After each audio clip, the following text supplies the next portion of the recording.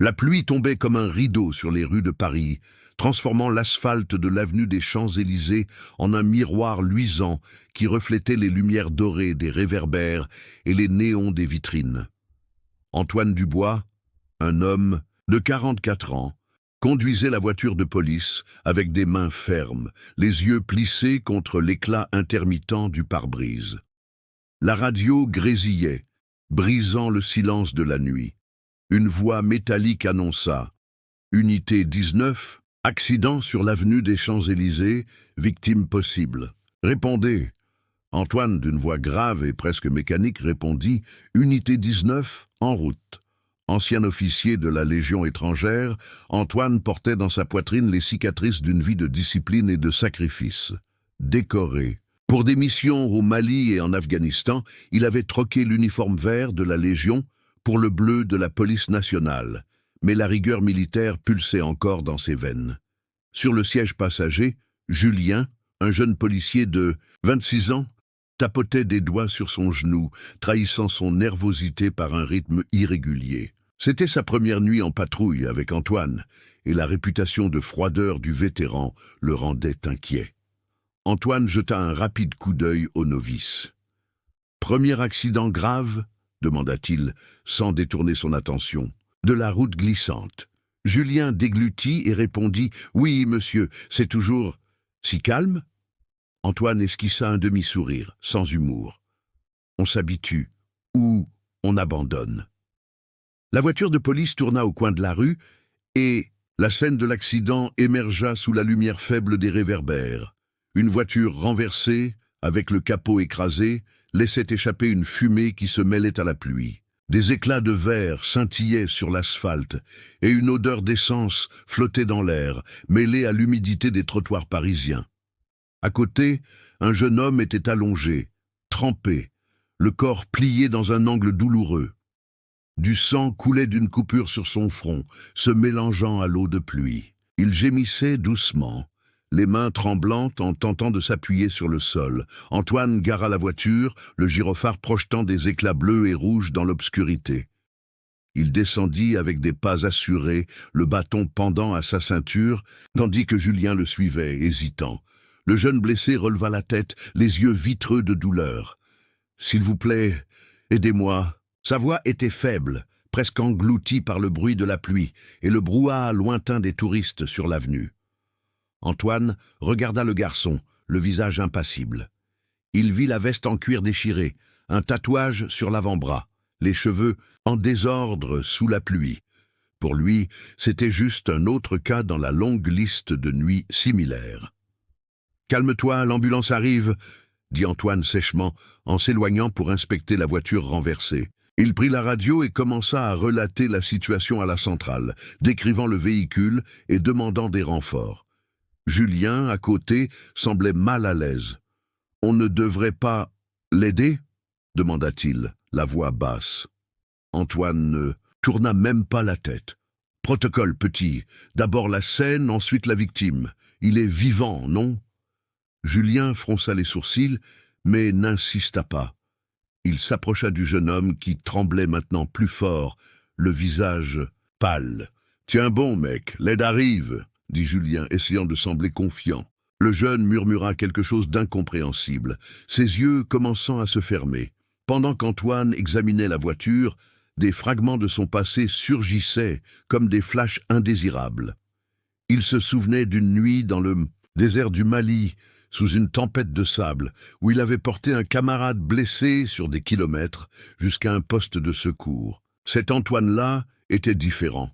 Un homme qui croyait en sauver des vies, pas seulement en suivre des ordres. Mais la vie à Paris l'avait endurci.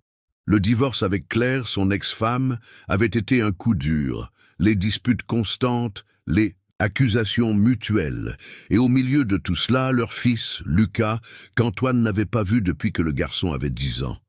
Lucas aurait maintenant 22 ans, pensa Antoine, mais il chassa rapidement cette pensée. Ce n'était pas le moment. Sur la scène, Antoine remarqua des traces de dérapage sur l'asphalte. Une autre voiture, pensa-t-il. Probablement un conducteur imprudent qui avait fui après la collision. Il nota mentalement les détails. tandis que Julien essayait de garder le jeune conscient.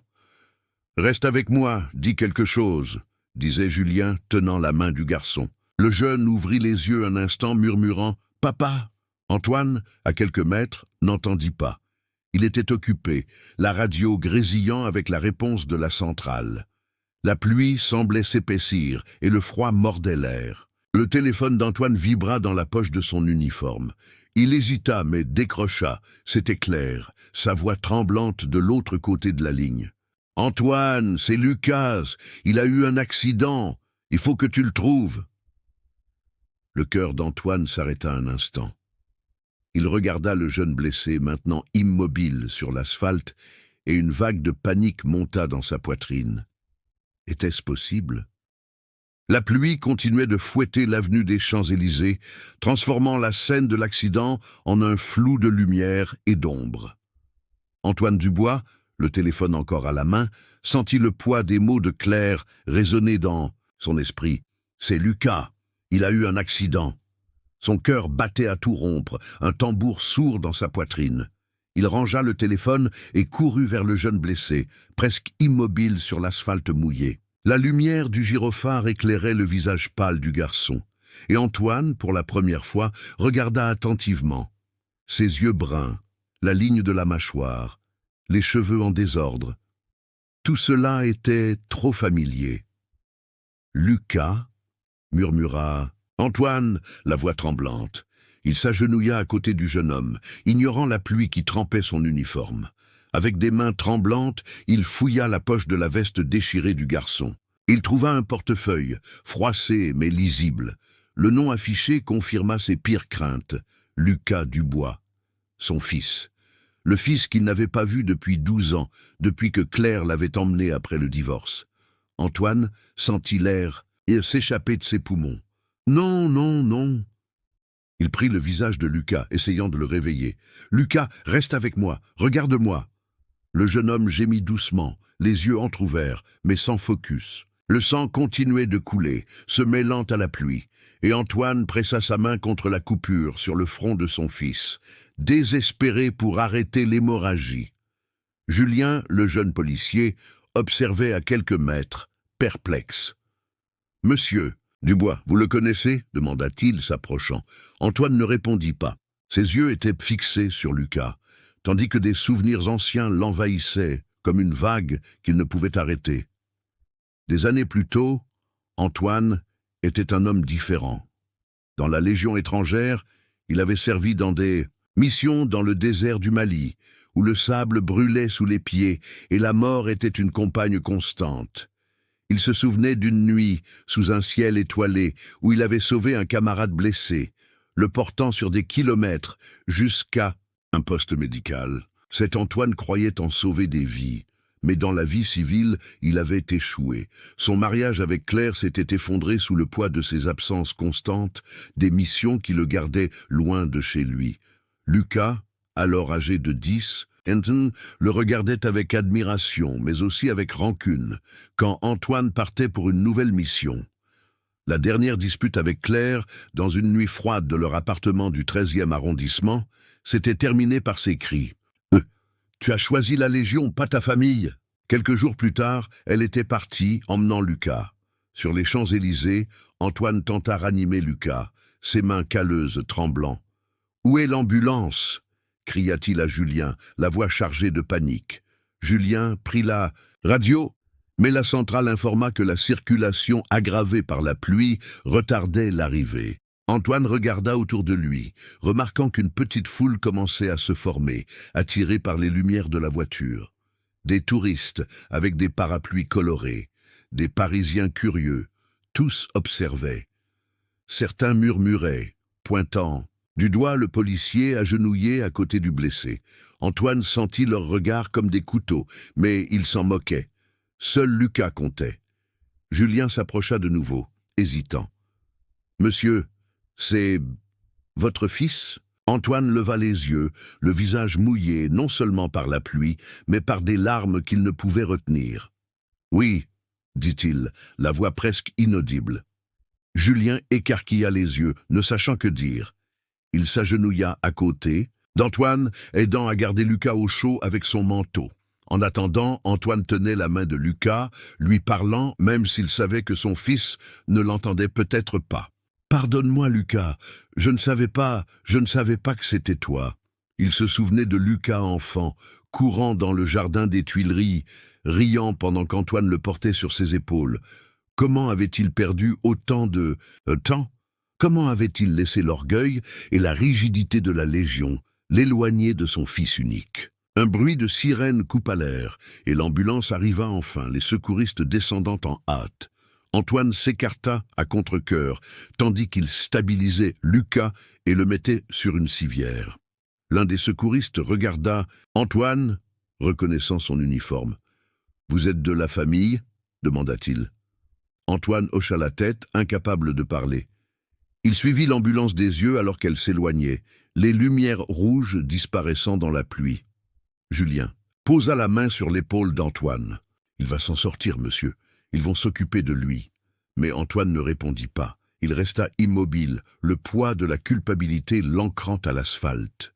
Dans son esprit, une promesse silencieuse se formait. Si Lucas survivait, il ferait tout pour réparer le passé.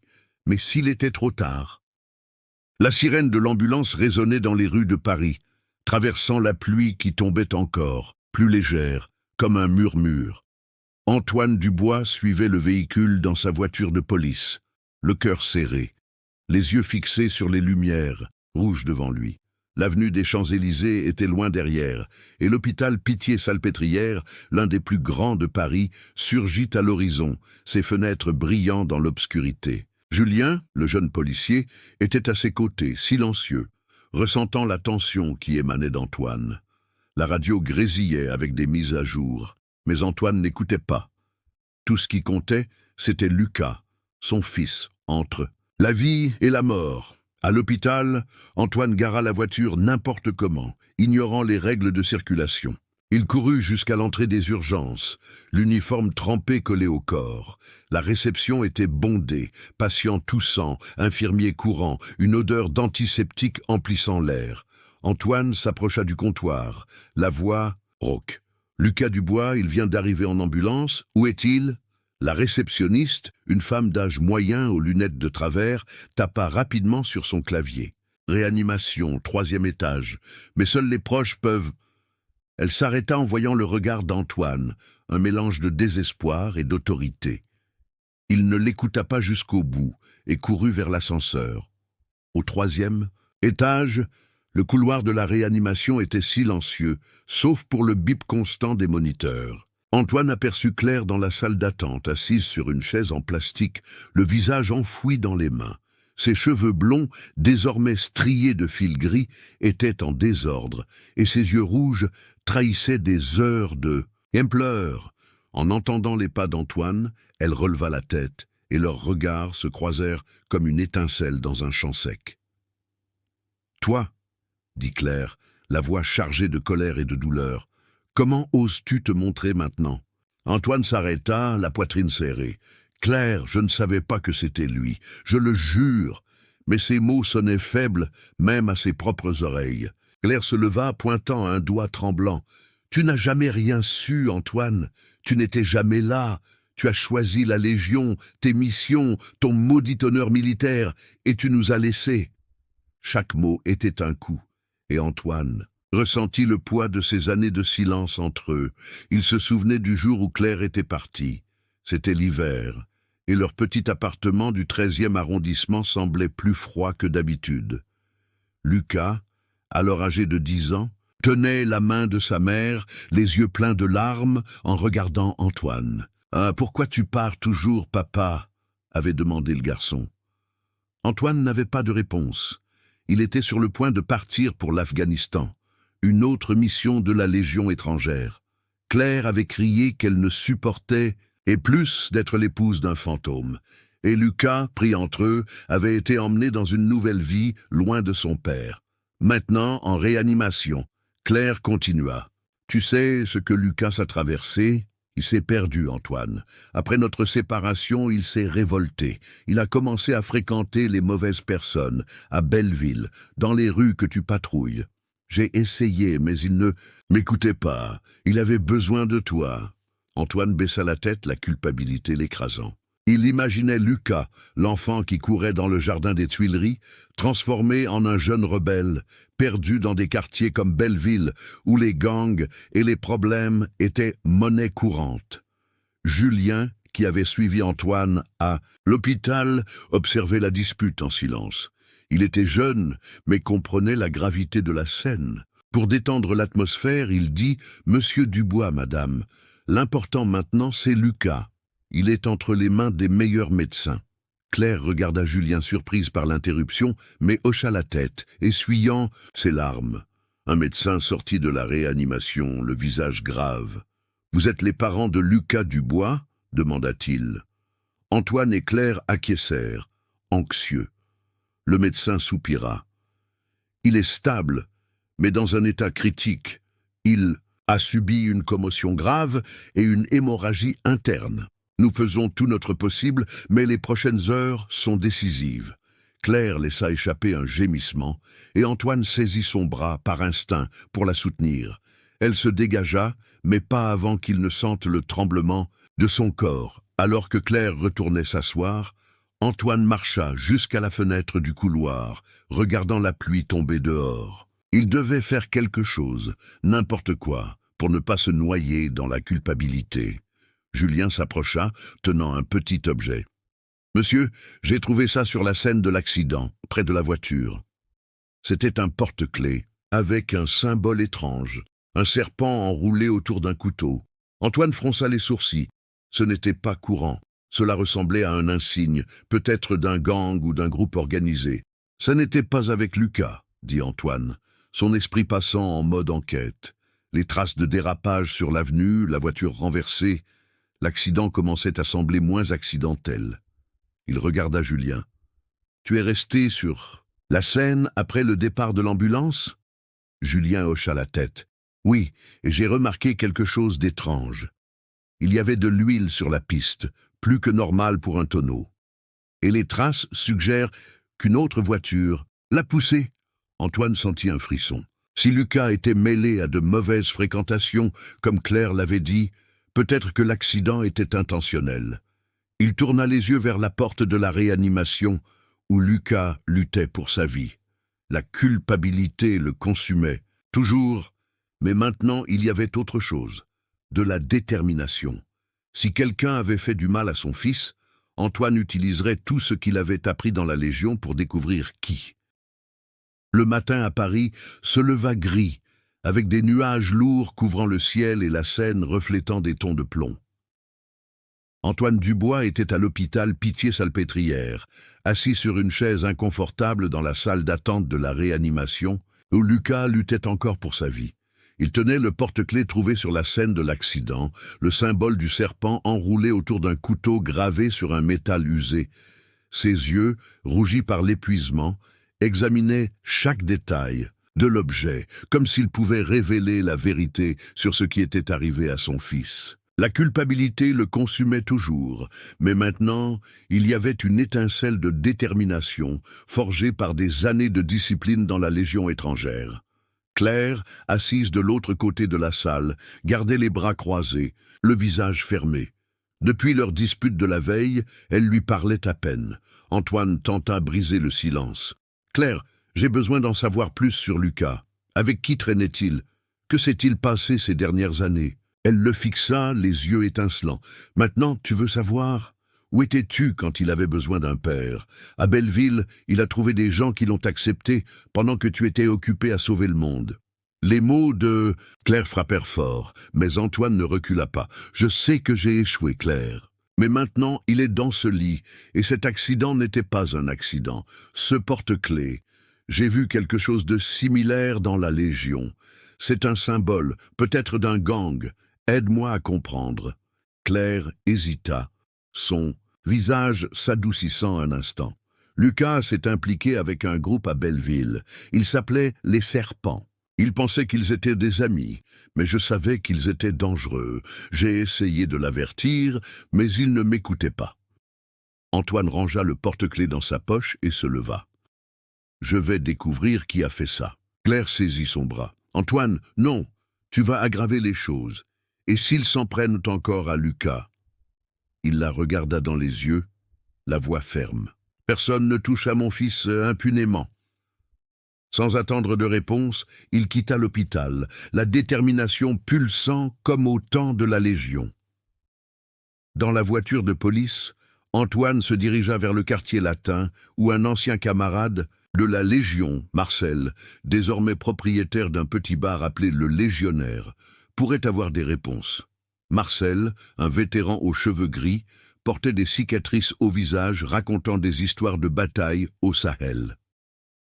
Le bar sentait le tabac et le café fort, ses murs couverts de photos de légionnaires en uniforme. Antoine montra le porte-clés et Marcel fronça les sourcils. Les serpents, hein? Un gang de Belleville, ils trafiquent de la drogue, des armes, le classique. Ce symbole est le leur. Mais fais attention, Antoine, ce ne sont pas des amateurs. Ils ont des connexions, même avec des flics corrompus. Cette révélation fit serrer les poings d'Antoine. Il remercia Marcel et se rendit à Belleville, ce quartier où les lumières de Paris semblaient plus ternes.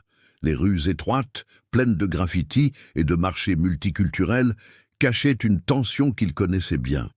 Antoine gara la voiture et marcha, son uniforme couvert d'un manteau civil pour ne pas attirer l'attention. Il se dirigea vers un point connu, un bar délabré nommé l'Étoile Noire, fréquenté par les membres des Serpents.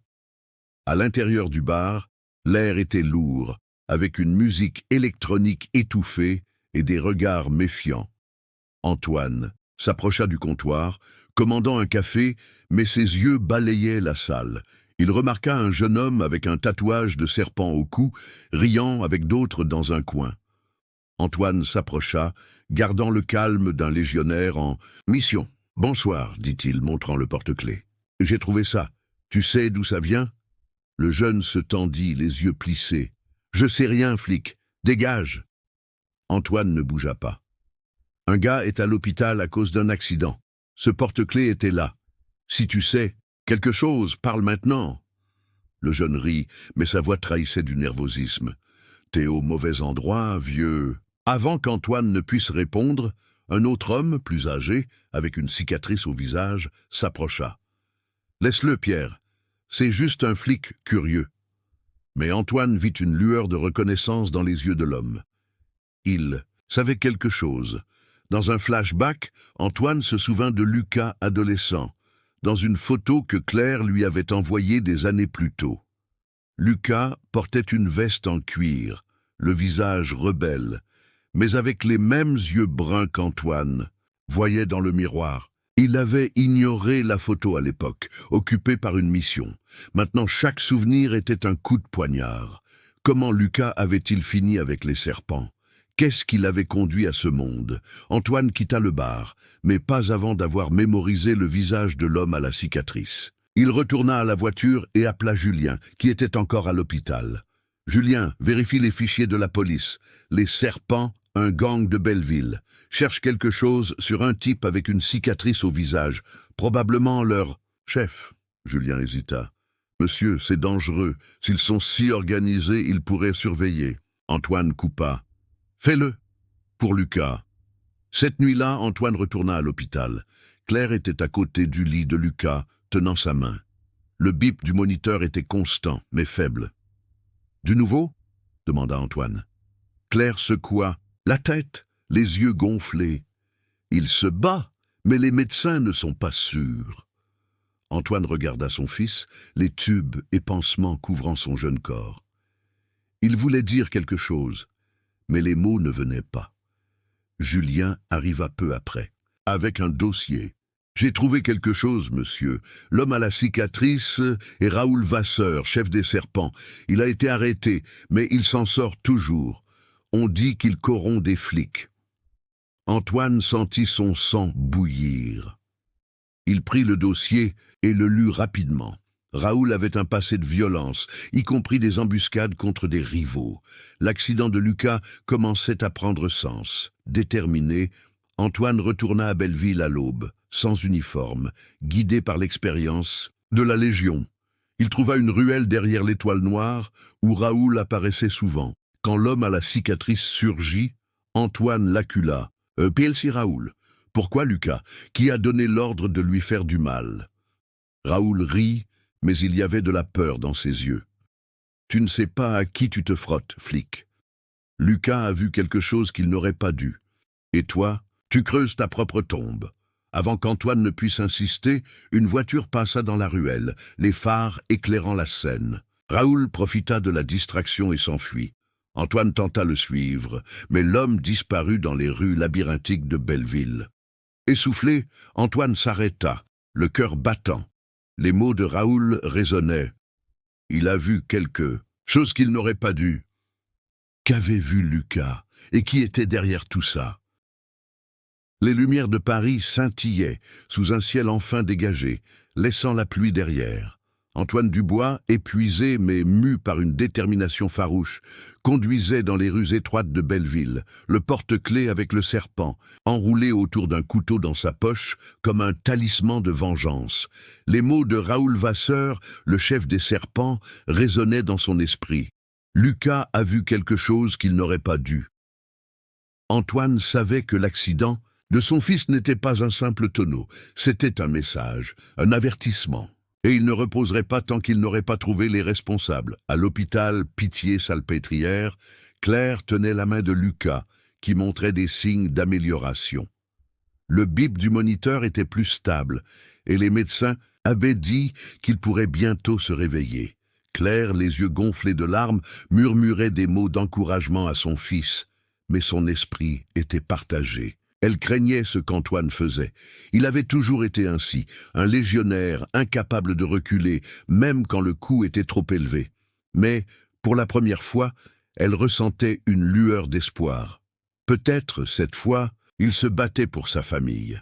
Antoine, pendant ce temps, utilisait ses contacts de la Légion étrangère pour traquer Raoul. Il appela Marcel, le propriétaire du bar, le légionnaire, qui avait des connexions dans le milieu parisien. « Raoul travaille pour quelqu'un de plus haut, Antoine, » dit Marcel, la voix grave au téléphone. « Un inspecteur de la police nationale, un certain capitaine Lefebvre. Il protège les serpents en échange de peau d'Ito.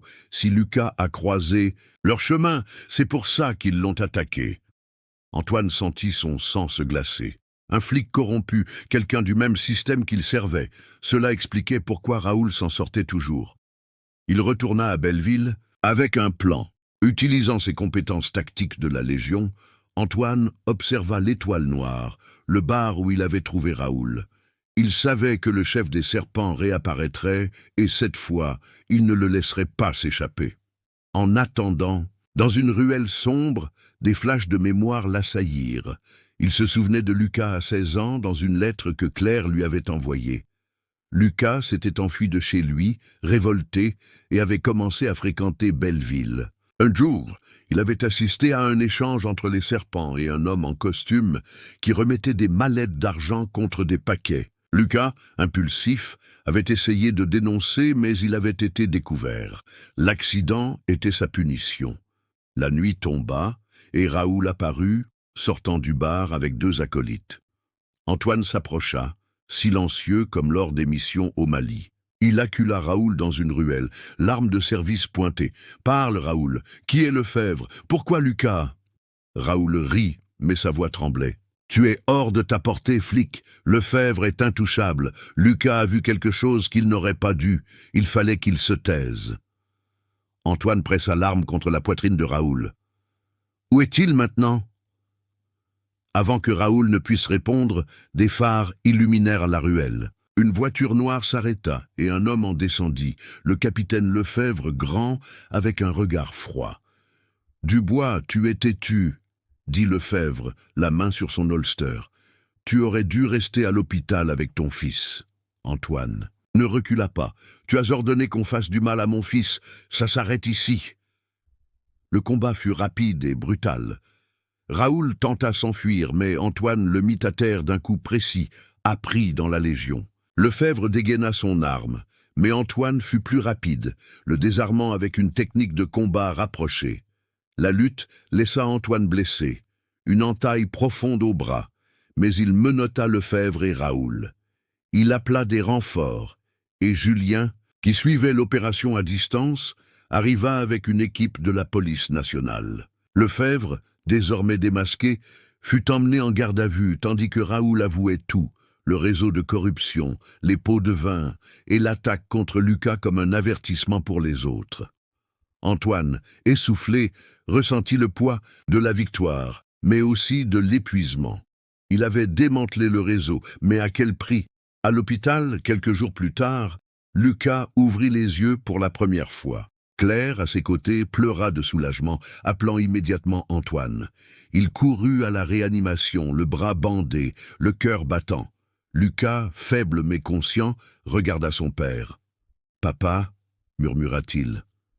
Antoine prit la main de son fils, les larmes coulant. « Je suis là, Lucas, je ne te quitterai plus jamais. » Claire, à côté, toucha l'épaule d'Antoine, un geste simple, mais chargé de sens.